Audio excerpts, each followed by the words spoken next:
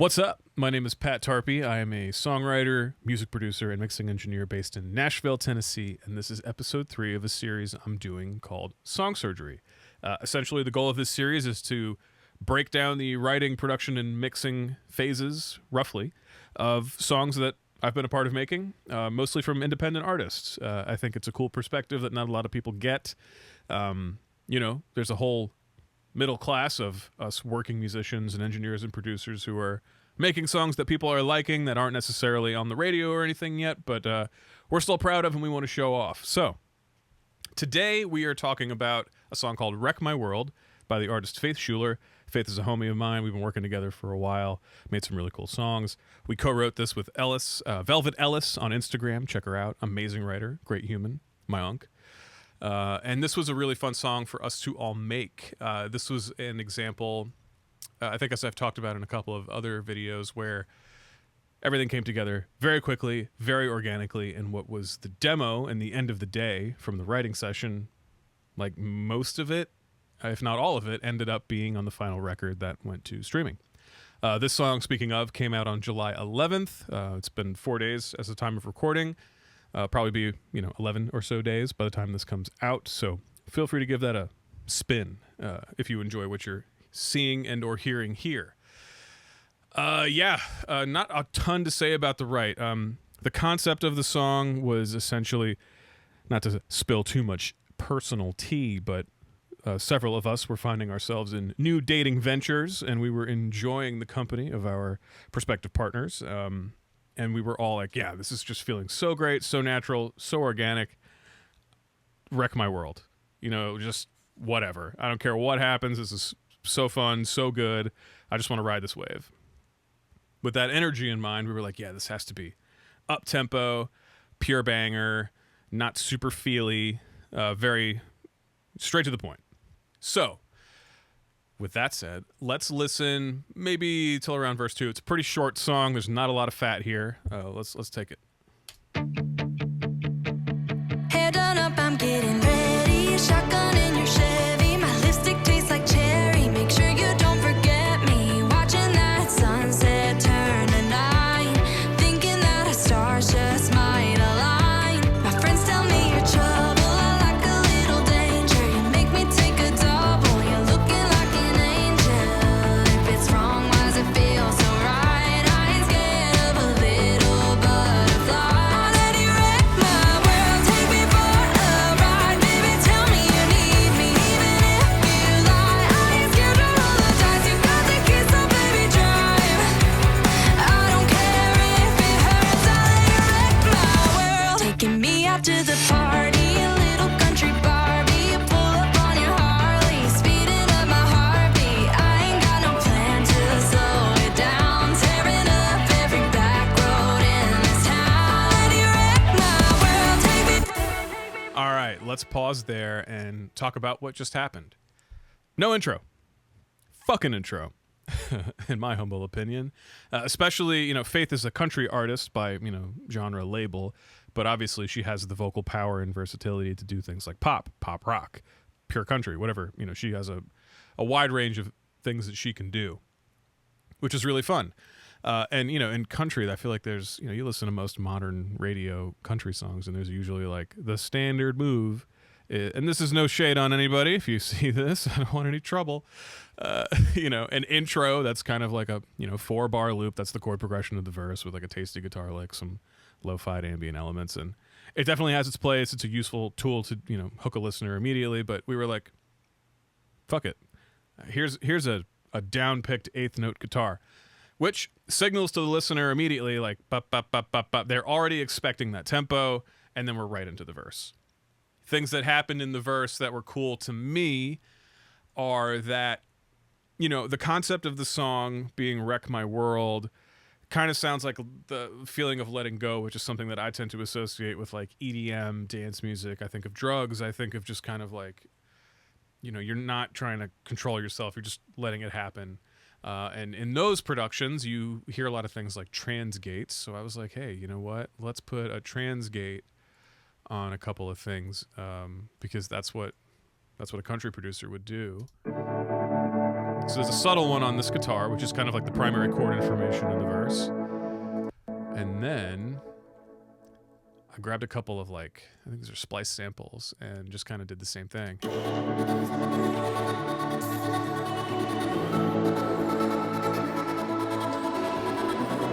Just kind of immediately, and they're subtle, they're not super loud in the mix, but I think that they're just present enough to where it starts to make the person, it just puts them in that headspace, which is what I was kind of hoping would happen. That they're just gonna be like, oh, let my hair down.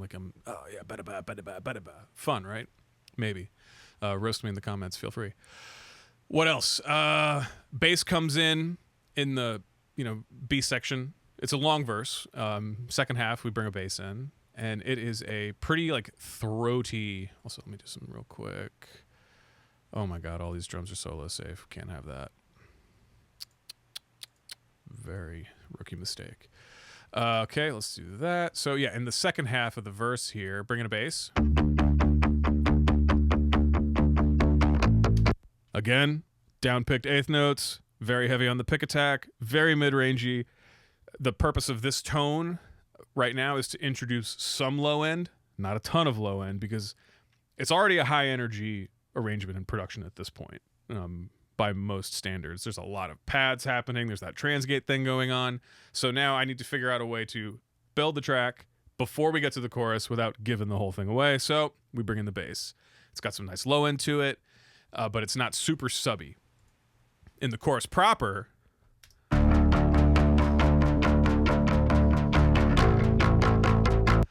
I'm really wailing on the bass.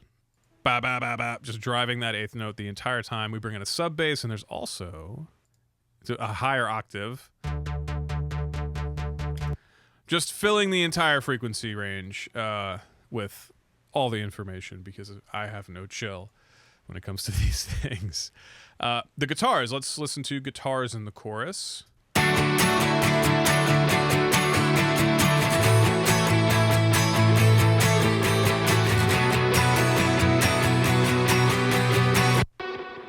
Not a lot of low end here. We're staying focused in the mid range. We're letting all those basses handle the sub octave and everything below. And also, the key that this is in, it's a rock song, that's a country song, that's a pop song.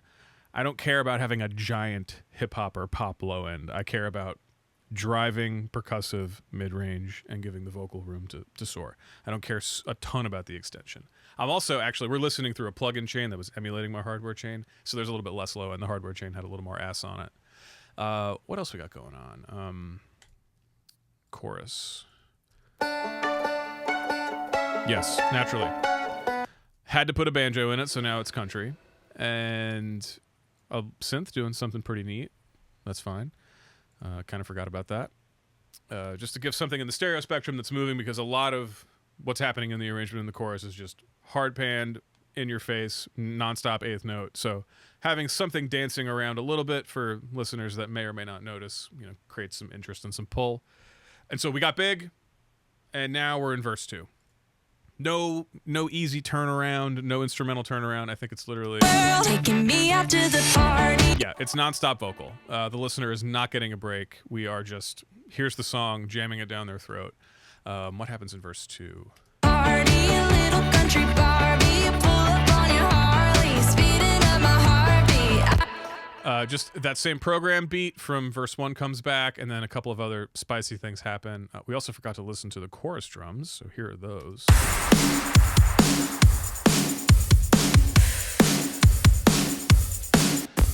Standard rock beat there. Just to quickly give you guys the isolated drums. And a quick comment before verse 2 breakdown. The challenge of blending genres like this for me is when you're introducing rock, anything, pop punk, hard rock, any of that into any other genre, it's really easy to get carried away with the tones and the gain on the guitars, and suddenly now it doesn't have any foot in the genre that you were trying to blend with. So with the drums, I tried to stick to some standard country sounds. With the guitars, I tried to use vintage breakup amps. There's a high-strung acoustic guitar. None of it's super high gain. They're playing the parts that a high gain sound might typically have without being that sound. So we're crossing between the tones of genres, the play styles of other genres, and hopefully it all makes sense. I don't know. I could be sucking my own dick too hard here.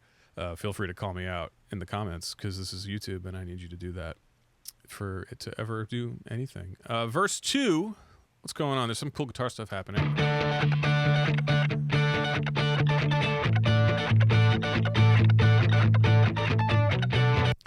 Some interesting guitar thing I did. I don't remember doing that, but I did it. Kind of 1975-ish. Just a new element to introduce that keeps momentum going and energy up, but without crowding it too much, because we want to leave room for the chorus. Don't bore us, get us to the chorus. So chorus 2, essentially the same thing as chorus 1. I don't think there's anything new happening arrangement-wise there. Yeah, no, it all looks the same. Now, songwriting challenge. You're always trying to make the chorus the big whoa, but we added a post, and the challenge now is, from here out of the song, we want to land on a final chorus, and we want to take the listener on a journey. How do we keep the energy going and going and going and pulling and pulling and pulling to then set up a dynamic drop to hit them with the final chorus? So let's take it to that. Let's go through there. So chorus 2 goes straight into this post, which goes into like another cool bridge thing. I think there's a guitar solo in the post. Let's check that out.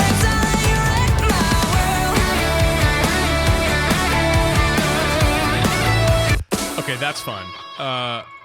As my friend Noah Needleman would say, composition. We're having the guitars and the BGVs do the same thing. I let you, I let you, I let you. Fun. And then, to keep the energy moving,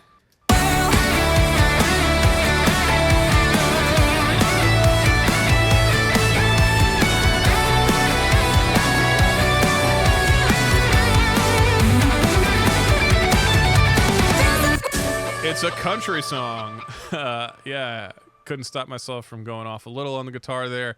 And then again, now we've done this big guitar solo. We've done this cool BGV thing. How do we keep the energy going? What do we do? Vocal delivery shift. We changed from bop, bop, bop, bop, bop, bop. And like, not that it's staccato, but you know, it's very like, it's kind of choppier. So let's change the vocal entirely. Big soaring vocal. Let's check that out.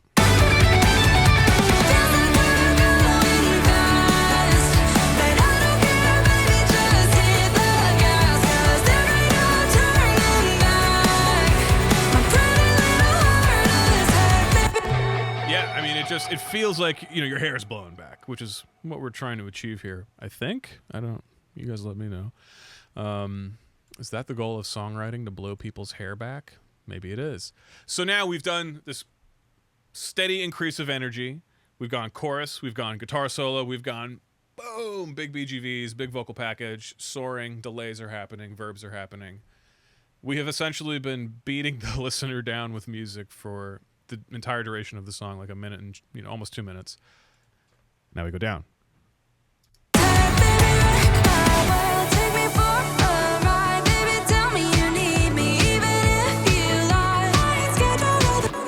We go down in dynamics, but we keep the up feel. Those transgate things are happening. We're still basically just 4 on the floor the whole time. And then that frees us up to get big, bring back chorus 3, and then double it. But then we start doing things like bringing callbacks to some of those cool BGV things we did earlier. We'll solo those up, listening through now.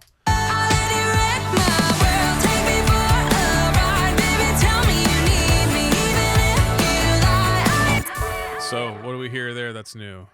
What did we hear in the post solo section?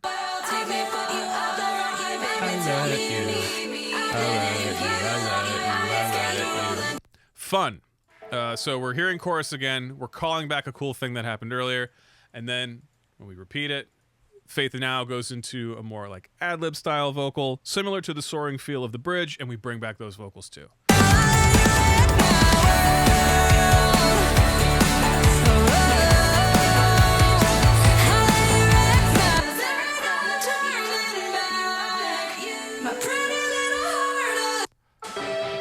And that's a wrap, man. it's a pretty short song. I think. What is it all together? Yeah, I mean, let's see. 2.5 minutes. Very, very short. Don't need a lot of fat on this. The point is, don't bore us, get us to the chorus, blow the hair back. I'd like to think that we achieved it. So, if there are any further questions about sound design or mixing or anything really that people want a deeper dive on, drop the comment, let us know. And by us, I hate when YouTubers do that. Let us know. It's just me, dude. Like, just drop a comment, DM me on Instagram, whatever, we'll talk about it. Let me and my team know. It's me and like a couple of like AI tools to chop up shorts. Let's be real. Yeah, that's about it. There's really not a lot to say about the mix. You know, a lot of the mixing is done in the arrangement and production portion of things, where we're stacking every octave. We're using specific tones. That way we're not oversaturating everything. The guitars still have attack. They still have pick. The bass supports that. And just get the drums to punch through without overdoing it, which I kind of always overdo it anyway. But like I said, that's this song, Wreck My World. It's out. Give it a listen. This was mastered. What you'll hear on streaming was mastered by Raylan Janicki over at Infrasonic. Raylan is a homegirl. She makes me sound like I know what I'm doing, and I'm forever grateful for her, everybody who was a part of this song, and hope you enjoyed this episode. Love yourself. Love your friends. Keep making music. We'll see you in the next one.